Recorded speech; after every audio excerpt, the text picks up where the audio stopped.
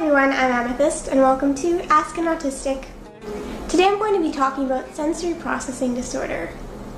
Sensory processing disorder is a neurological condition in which the brain does not interpret sensory input from the environment correctly.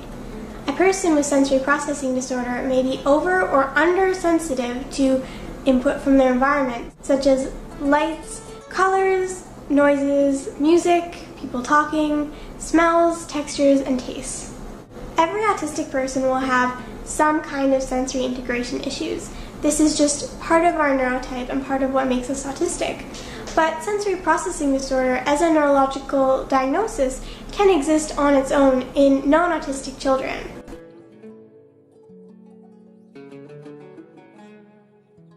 Sensory processing disorder really can affect and encompass all of the senses. Now, human beings actually have more than 5 senses. We have something like 18 to 22 depending on who you ask. But I think that there are the 7 basic senses that are important to know about to understand sensory processing disorder. So you have the basic 5, which I think everybody has heard of. That's taste, touch, smell, sight, sound. Yeah, I think I got that right. And then there are 2 senses that most people haven't heard of, and that is the proprioceptive sense and the vestibular sense. Proprioceptive sense is the sense of where your body is in space. It allows for you to know where your limbs are, how much force you're exerting on things, and also where you are spatially in your environment and how to interact with objects in your environment. The vestibular sense is the sense that is all about motion and movement. It is a sense that tells you if you are in motion or standing still, if you are up or down, swinging, spinning, upside down. All of that is informed by the vestibular sense. So, as I'm sure you can imagine, when a person is under or over sensitive to any of the sensory input that they may receive from their environment, their experience is going to be a lot different than a neurotypical person's, and their life is going to be very different because of the things that they have to deal with. For example, a child who is undersensitive to proprioceptive input may have trouble knowing where his body is in space. He may have trouble knowing how much pressure to exert on things, so he may either be too gentle and be, consistently dropping small objects, or he may be too rough in play and be constantly seeking out really rough activities that give him a lot of deep pressure input on his joints, like wrestling, jumping around, jumping on a trampoline. A person with sensory integration issues who is very sensitive to noise may have a lot of trouble with auditory processing issues when they're in a space where there's background noise like music or a lot of people talking, like in a restaurant. So while they can hear the person who is sitting across from them and speaking, they may not be able to interpret what the person is saying. They know that they're speaking, their brain just can't filter out all of the auditory information.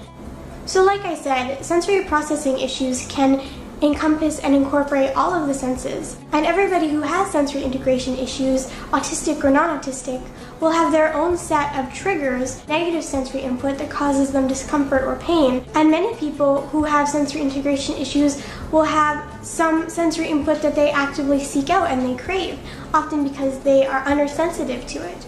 So an autistic person who seeks out vestibular input because they're undersensitive to vestibular input may really enjoy activities like swinging on a swing or spinning on a tire swing or on a computer chair.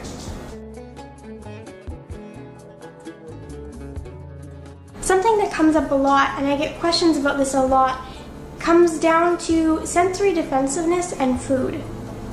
Many autistic people have a very limited diet, and this is both due to love of routine and resistance to change, but also to sensory defensiveness. Sadly, children who are struggling with sensory integration issues may have their sensory defensiveness towards a certain texture or taste of food interpreted by their parents as just picky eating or even outward defiance, when this isn't the case. When you have sensory integration issues, you know that you're different and you wish that you weren't. Sensory integration issues and sensory processing disorder can cause a lot of grief in our daily life because this world isn't really built for us. It is so loud and so fast and so bright, and all the clothes are too tight and everything is too itchy and can be exhausting just trying to get some sleep at night with all these sounds all around. Sensory integration issues can be really hard to deal with, and it's important to remember that if you're having a showdown with your kid over dinner, they're not trying to be defiant to you. They're not just being a picky eater. If they have sensory processing issues, that is a real neurological condition and a valid disability. And a child with sensory processing issues doesn't need to be shamed in any situation, and they don't need to be coerced to do things that cause them pain. Because really, sensory processing disorder, when you have a negative sensory input as a trigger, it isn't just uncomfortable or a little annoying. It's often very painful. And it's important to remember that, there are some children who are just picky, but when it comes to children with sensory integration issues, they have a disability, and so accommodation and understanding can go a long way. When you have a neurological or developmental disability, you start off with less brain energy, call it, in the morning than neurotypical people do. And then throughout the day, as a person with sensory processing issues is triggered again and again, that takes up more and more of their brain energy that they would be otherwise putting towards learning or socializing, communicating, and self-regulating. Sensory overload is one of the, biggest and most frequent causes of autistic meltdown. That's why it is so important to allow any person or child with sensory integration issues, autistic or not, to stim in whatever ways that they need to. Because stimming isn't just a meaningless activity or, a repetitive motion just because. While stimming is often an expression of self in autistic people, in people of all neurotypes with sensory integration issues, stimming is the best and most important way to self-regulate.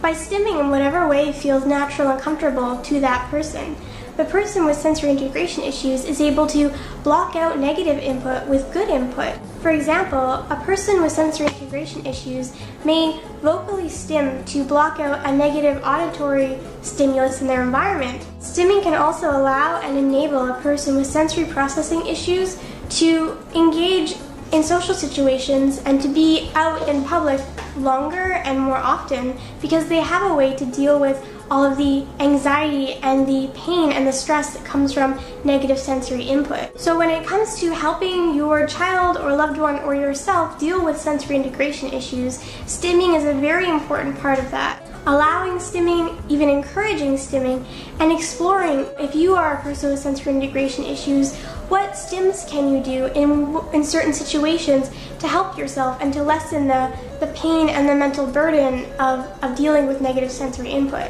And then of course, because the world isn't made for us, there are going to be times when we have to accommodate for ourselves. For myself, I always carry with me in my bag or my purse a pair of earplugs, some wet wipes, to deal with any stickiness that I might accidentally come across, some gum, which provides really good deep sensory input in your jaw.